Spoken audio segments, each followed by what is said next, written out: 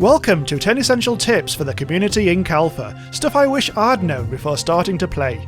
Community Inc. is currently a game with a vertical learning curve, so I won't be able to cover everything here, but hopefully I can help you survive beyond the first few days. These tips are based on Alpha version 1. If I do a revised version of this video in future, I'll put up a link to the latest one. Oh yeah, and do the in-game tutorials first. Some of these tips clarify that advice. Number 1. Get the best weather you can. As a beginner, check the weather forecast immediately, and if it's going to rain on day 4 or 5, that's going to make your game very difficult. Rain will make your people cold, sick and dead, something you'll need a bit of practice to avoid. So, consider restarting to re-roll the dice, hopefully putting off the first rain until, say, day 8 or 9, when you'll probably all be long dead anyway. Number 2. Treat your workbench with respect. When you first start a game, place the 2 workbenches you have in storage as close to your storage cart as possible, which will cut down on delivery times. But don't place them side by side. If an enemy sets one on fire, it might spread to the other. Thankfully, storage carts cannot catch fire. If you do lose all your workbenches, it's effectively game over, because you need a workbench to craft another workbench. So, keep them safe, and ideally have a spare one in storage. Number 3. Play to their strengths. When I begin, I hire about 6 people immediately. Then, I check all their traits to see where their talents lie.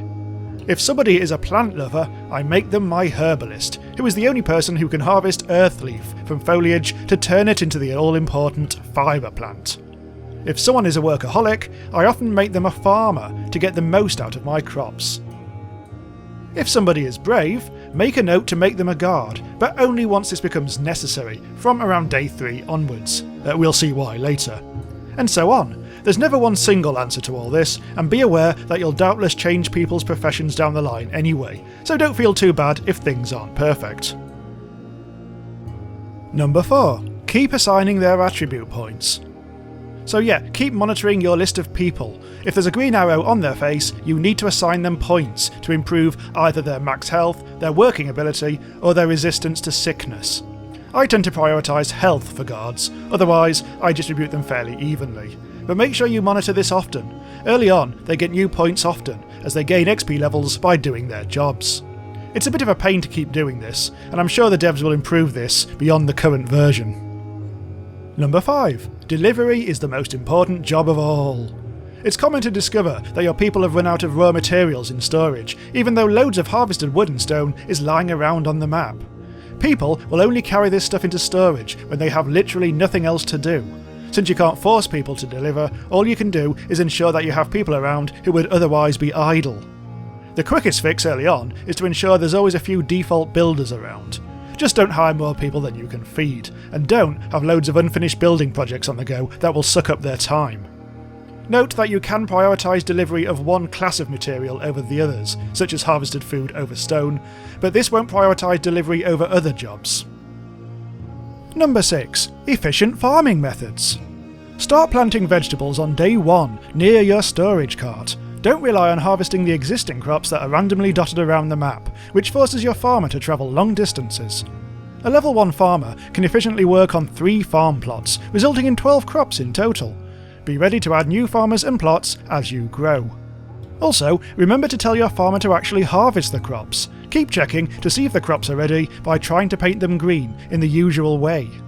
And make damn sure your harvested crops are actually delivered to storage. If there's no food in storage, your people will be dead very quickly. Be aware that cotton is a farm crop, not something foraged in the wild. Cotton works like food, but your herbalist looks after it. I won't go into animal farms or hunting here. Crops should be enough to get you started, and I honestly haven't played around with the others much anyway. If you have, leave a comment below with your experience. Do my work for me. Number 7. Avoid production queue misery.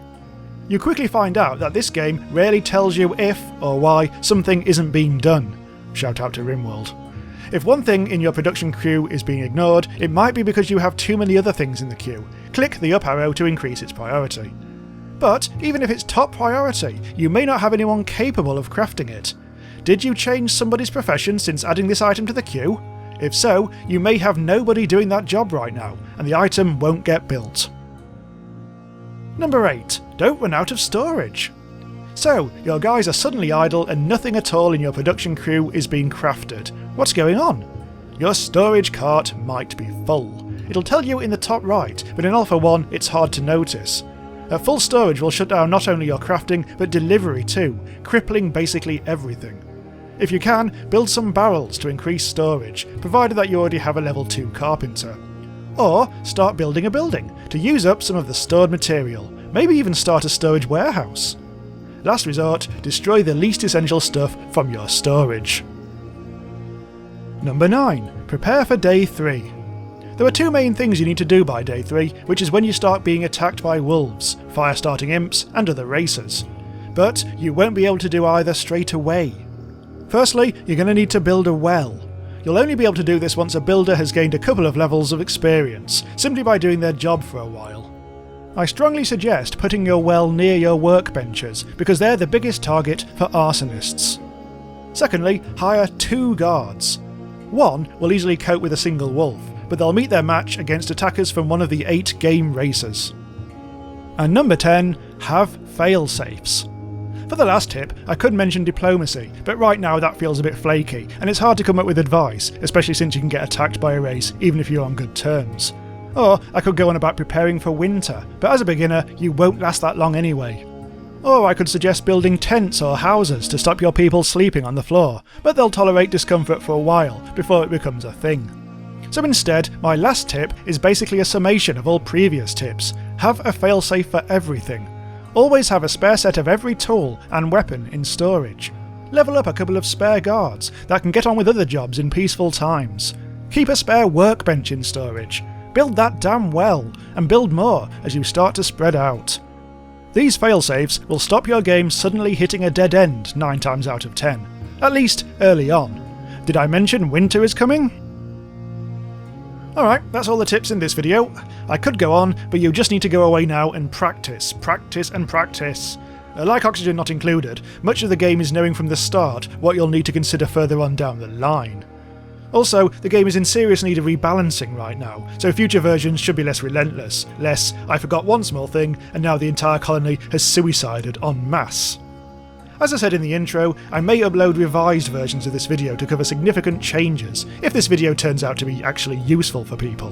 Look out for links in the description here, or hey, why not subscribe to the channel and get notified when I put out new videos on this and all the latest best indie games. If this was helpful, please consider checking out my Patreon and support the channel to produce more stuff like this. You'll also unlock exclusive videos on Starbound, RimWorld, Cloudberry Kingdom, and lots of others. Thanks for watching and see you again soon.